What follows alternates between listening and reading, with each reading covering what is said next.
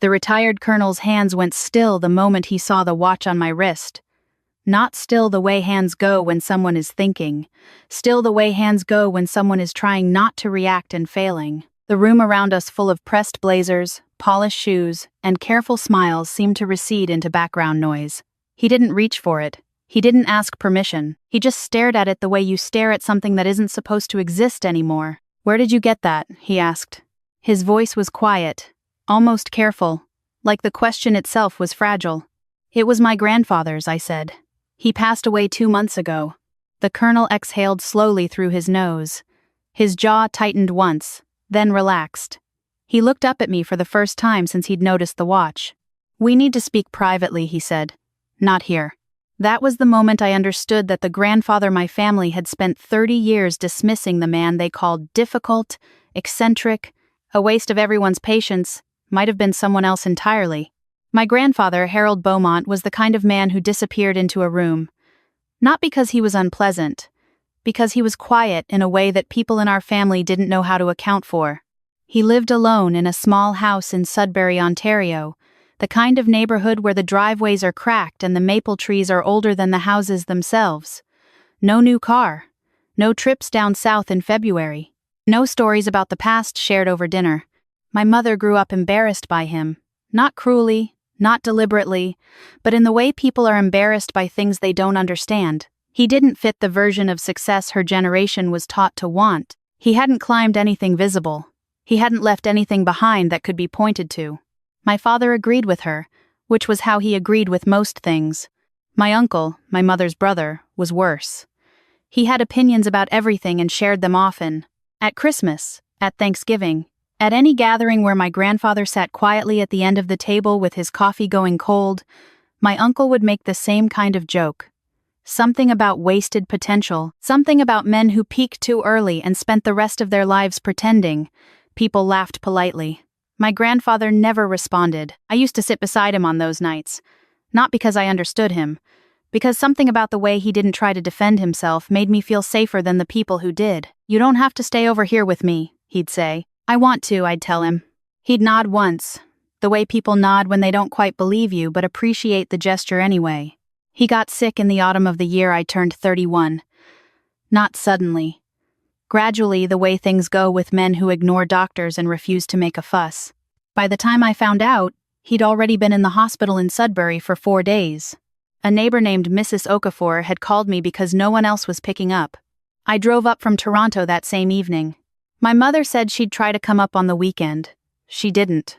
My uncle said he'd see how his schedule looked. He didn't come at all. When I arrived at the hospital, my grandfather was propped up against thin pillows in a room that smelled like antiseptic and recycled air. He was smaller than I remembered.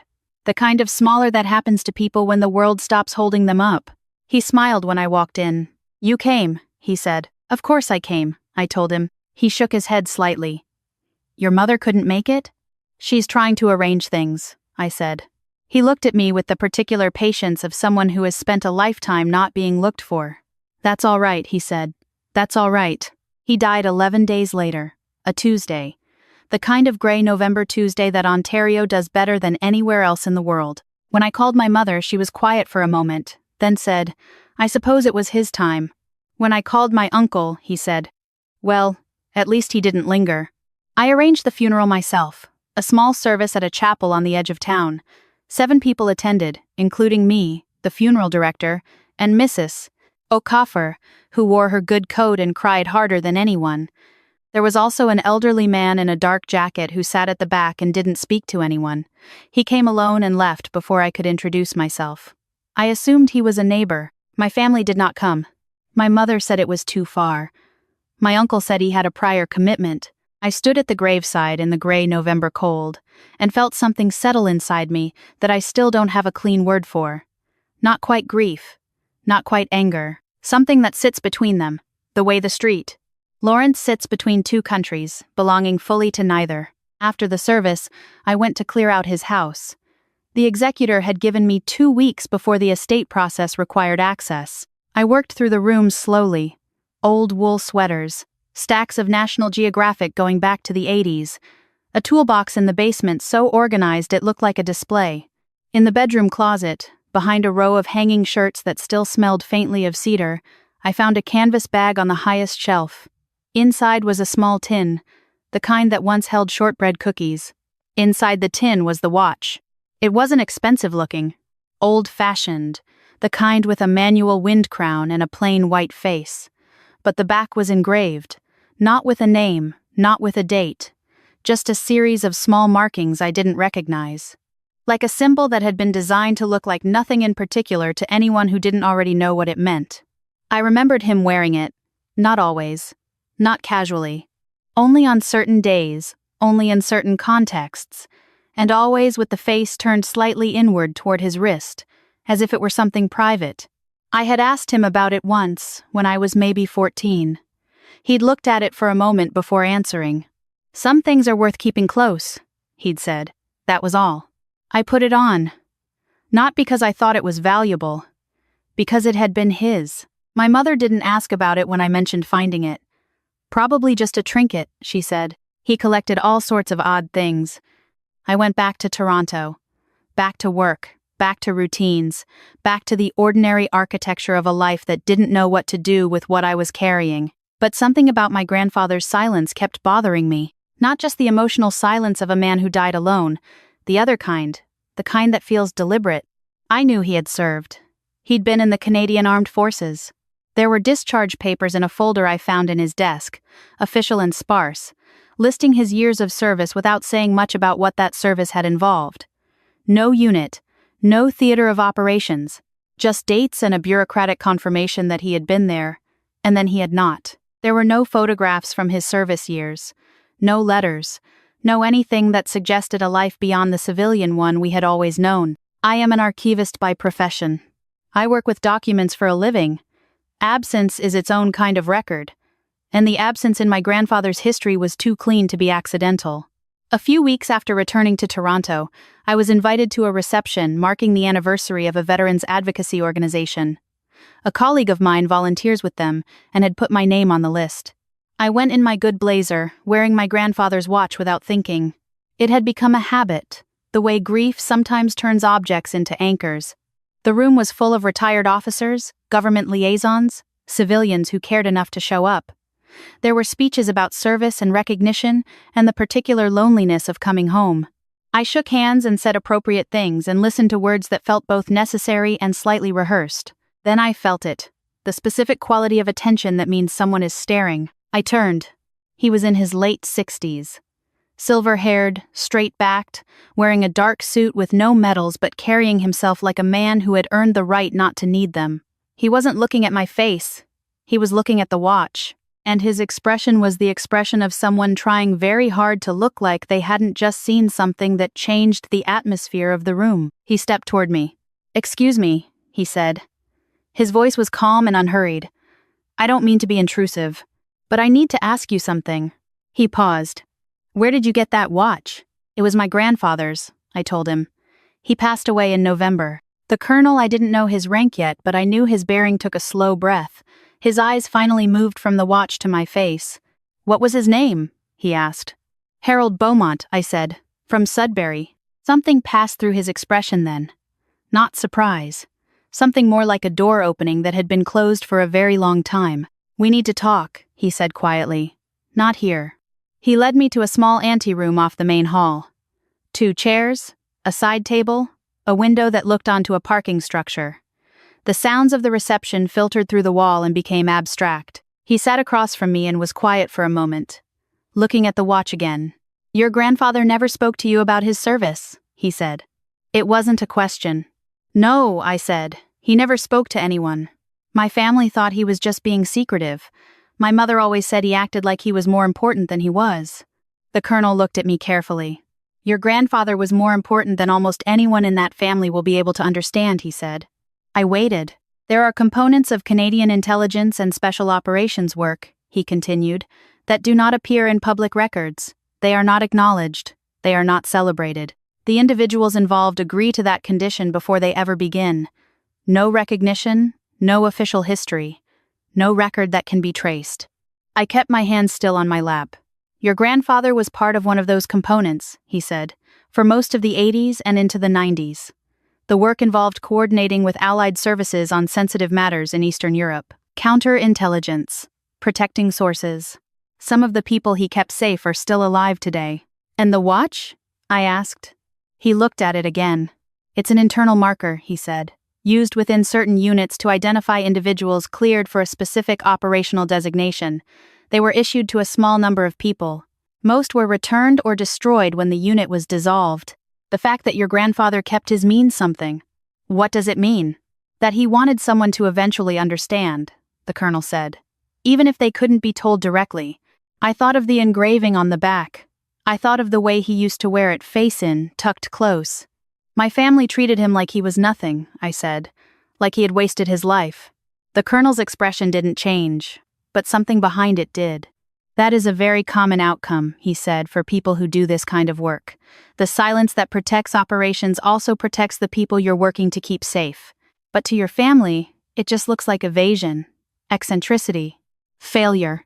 He died alone in a hospital, I said. My mother didn't come. My uncle didn't come. I was the only one there. He looked at me for a long moment. I know, he said quietly. I'm sorry we couldn't do more. We knew he was ill. There are limitations to what we can offer, even to people who gave everything. I drove back to Toronto that night in a way I can only describe as feeling structurally different, like something load-bearing had shifted. The traffic on the 400 moved in its usual indifferent way. The radio played songs I didn't hear. I turned the watch over on the passenger seat at a red light, looking at the markings on the back. They no longer looked random. When I got home, I called my mother. I told her I had met someone who knew grandfather, a retired officer. She laughed softly. Sweetheart, she said, your grandfather was a mid-level civil servant who did a tour with the forces in the 70s and spent the rest of his life convincing himself it mattered. He kept secrets because he had to, I said. He kept secrets because that was his personality, she replied. He liked feeling mysterious. It was easier than actually connecting with people. I didn't argue. I sat with the phone against my ear after she hung up, listening to the silence that had followed her for 30 years without her ever noticing what it contained. I called an old friend from university, a woman who had spent a decade in the Foreign Service before moving to academic research. I described the watch, the engraving, what the colonel had told me. She was quiet for a long time. I've heard of operational markers like that, she said eventually. Not specifically. But I've seen references in declassified documents. They were used by a joint intelligence unit that worked through the 80s. Nobody talks about it because it was officially never sanctioned. What does that mean, officially? It means if it went wrong, it never happened, she said. And if it went right, it also never happened. The people involved just went home. I barely slept that night. I lay in the dark in my apartment in Toronto and thought about my grandfather driving back to Sudbury, back to the house on the cracked street. Back to the maple trees and the cold coffee and the Christmas tables where my uncle made jokes and nobody noticed that the quietest person in the room had spent a decade making sure certain people could still be alive to make jokes at. All. 3 weeks later, I received an email from an address I didn't recognize. The sender identified himself as the colonel. He wrote that he had something he wanted me to see. Not classified documents. Something else. I drove to a small office near a veterans support center in Ottawa, the kind of building that doesn't announce itself. A waiting room, a receptionist who nodded when she saw me, a short hallway. The colonel was waiting in a plain office. There was one other person in the room, a woman in her 60s who was introduced only by a first name and who watched me the way people watch something they've been waiting for without knowing exactly what to expect. On the desk was a folder. He opened it carefully. Inside were letters, handwritten in several different languages, with English translations attached. Each one was addressed to no one in particular. Each one described a specific act of protection. A source who was extracted before his cover was broken, a family relocated before a network collapsed, an asset whose identity was preserved under pressure and circumstances, the letter described only obliquely. In each letter, the same designation appeared. A code, not a name. But it was the same code that was engraved on the back of the watch. These were written by the people your grandfather helped protect, the colonel said. They were passed to us through intermediaries over the years. We collect them. We don't publish them, but we keep them. I read through them slowly, there in that quiet office, while the Ottawa afternoon moved past the window outside. One letter, the shortest one, said simply, "He could have given my name. He didn't. I have grandchildren because he didn't." I had to set that one down for a moment. "He never told anyone," I said. "No," the colonel said. "Not because he couldn't trust anyone," the woman said quietly, "because telling would have been a different kind of risk. It wasn't about ego. It was about permanence." I thought about all the Christmas dinners, all the Thanksgivings, my uncle's jokes, my mother's sighs, the way everyone looked through him rather than at him. He had been in that room with them every year, sitting with his coffee going cold, watching them measure life in the things that could be framed and hung on walls, while carrying something that could never be framed, that would have changed everything if it could. That weekend, I drove to my mother's house in Barrie. I didn't call first. She was in the kitchen when I arrived, and she could tell from the way I came through the door that something was different. I sat across from her at the kitchen table and put the watch between us. Then I put the photographs I'd taken of the letters beside it. She looked at them slowly. Her reading glasses were already on. My uncle arrived partway through, coming for his usual Sunday coffee, and I waited while he read as well. Neither of them spoke for a long time. "This can't be right," my mother finally said, not dismissively, carefully, like someone handling something fragile. "A colonel confirmed it," I said. "Multiple people who were there confirmed it. The letters are real." "Why didn't he tell us?" she asked. "He couldn't," I said. "And when he tried to suggest it indirectly, when he tried to say that his service had involved things that mattered, you told him he was exaggerating." My mother took her glasses off and held them in both hands. "I thought he was lonely," she said quietly. "I thought he was trying to make himself interesting because he didn't know how to just be a father." "He knew exactly who he was," I said. "He was the only one in this family who did." My uncle, who had not said a single word since he started reading, put the pages down carefully and looked out the window for a long time. "He asked me for help once," my uncle said, "to drive him to an appointment in Nobody responded. "I wasn't busy," my uncle said. That was the only apology he made. It was also the only one that felt like it cost him something. There was no dramatic reconciliation that night. No tearful embraces. That's not how my family works, and it wouldn't have felt honest.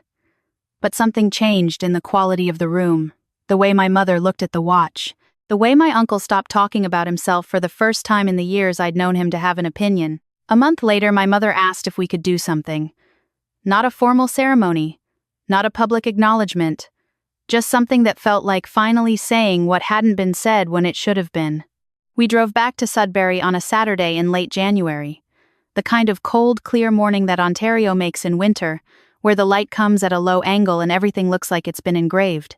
Mrs. Okafor came. The colonel came, without uniform or rank, just a man in a good winter coat. 2 other people he brought, also without explanation, also without titles. There were no speeches. My mother spoke briefly. She said she had misunderstood her father for 30 years, and that she was sorry she couldn't tell him to his face.